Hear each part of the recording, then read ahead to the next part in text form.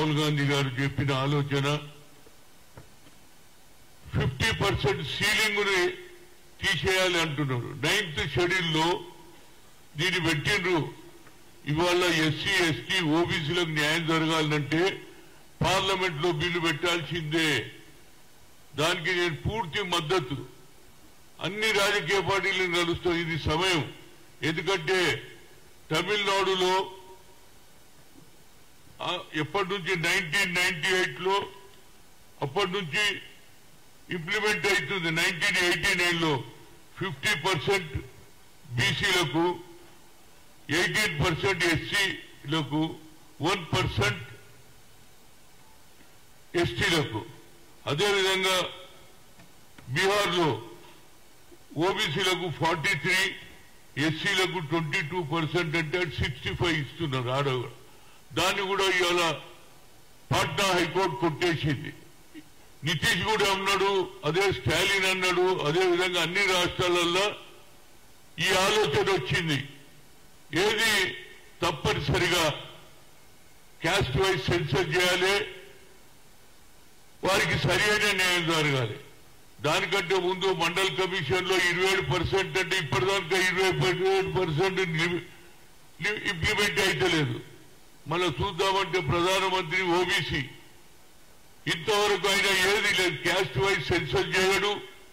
అదేవిధంగా ఏదైతే బడుగు బలైన వర్గాలకు రిజర్వేషన్ పెంచాలనే ఆలోచన లేదు. అది కేవలం కాంగ్రెస్ తోటే సాధ్యమవుతుంది, ఇండియా కూటమితో సాధ్యమవుతుంది. నేను ఓబీసీ ఎంపీస్ కన్వీనర్ గా గతంలో ఐఐఎంలో రిజర్వేషన్ లేదని సుప్రీంకోర్టు కొట్టేస్తే సోనియా గాంధీ గారు మన్మోహన్ సింగ్ చెప్తే పార్లమెంట్ బిల్లు పెడితే అందరూ పాస్ అయింది.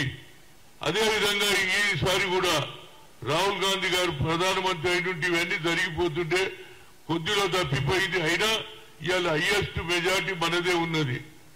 నైతికంగా కాంగ్రెస్ గెలిచినట్టే ఇండియా కూటమి. అయినా ఇవాళ వారు పట్టుబడి బడుగు బలైన వర్గాలకు, ఎస్సీ ఎస్టీ ఓబీసీలకు న్యాయం జరగాలంటే ఏదైతే సీలింగ్ 50% ఎత్తేయాలి. 9th షెడ్యూల్లో వచ్చింది, దాన్ని తీసేసి మళ్లీ పార్లమెంట్లలో బిల్లు పెడితేనే మా ఓబీసీలకు, ఎస్సీ ఎస్టీలకు న్యాయం జరుగుతుందని చెప్తున్నా. మరొకసారి ఒక మంచి నిర్ణయం తీసుకున్నందుకు రాహుల్ గాంధీకి ధన్యవాదాలు. అదేవిధంగా జయరాం రమేష్ చాలా కేటగారికల్ అన్నాడు.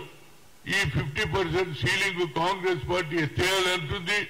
పార్లమెంట్ లో బిల్లు పెట్టాలి, అప్పుడే సరి అయిన న్యాయం జరుగుతుంది మాకు అనేది నా ఉద్దేశం.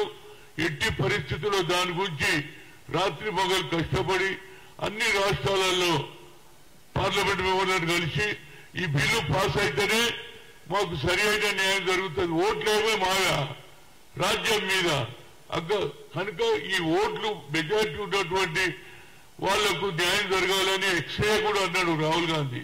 కన్యాకుమారి నుంచి కశ్మీర్ జరుగుక మరొకసారి కాంగ్రెస్ పార్టీ నిర్ణయం తీసుకున్నందుకు నేను హృదయపూర్వక ధన్యవాదాలు. ఇది ఎప్పటి నుంచో కోరుతున్నా.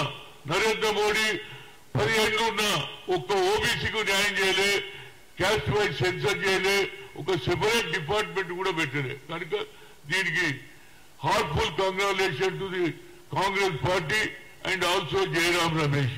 Thank you.